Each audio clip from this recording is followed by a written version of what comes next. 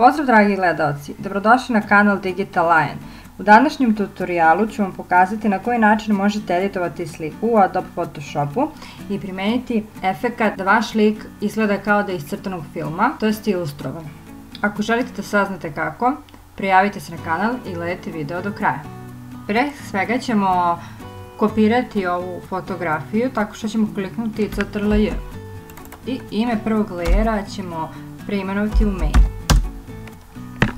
Kada ste selektovali prvu ovu fotografiju, kliknite na filter, ući u filter gallery, ući artistic folder, selektovati poster edges i unećete sljedeće parametre. 10 za edge thickness, za intensity 10 i 2 ćemo ostaviti i kliknuti OK.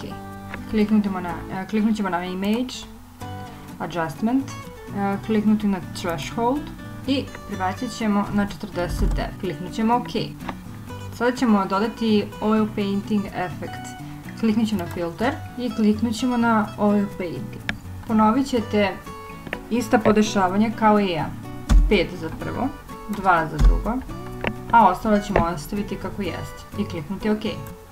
Sada ćemo kopirati background layer tako što ćemo ukucati Ctrl+J. Nazvat ćemo je color. Isključit ćemo vidljivost prve fotografije na ovo oko. Onda ćemo označiti drugi layer i kliknuti na filter.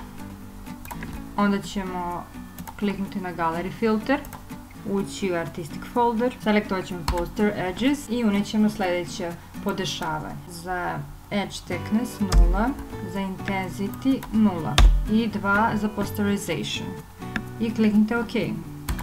Kliknut ćemo na image, adjustment, kliknut ćemo na levels, pomerit ćemo na desno, output levels i kliknuti OK.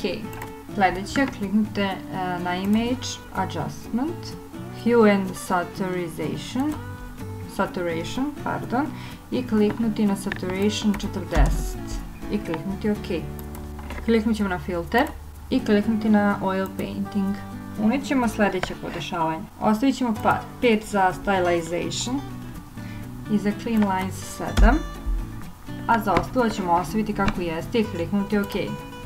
Uključit ćemo vidljivost prve fotografije na ovo okce. Onda ćemo, kada kliknemo na prvi layer, blend mode, promijeniti na multiply. Selektovat ćemo main layer i onda ćemo uključiti adjustment icon i uključiti levels i pomerit ćemo na levo sinku. I to je to.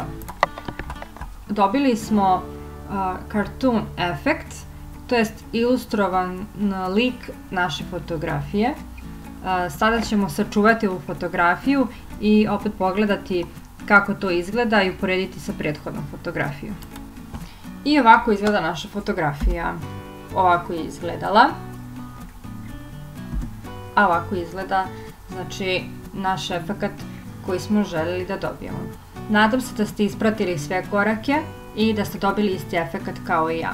Hvala vam još jednom što ste gledali ovaj tutorial. Ako vam se svideo, prijavite se, podelite nekom kome će ovo značiti, a mi se vidimo u sljedećem videu.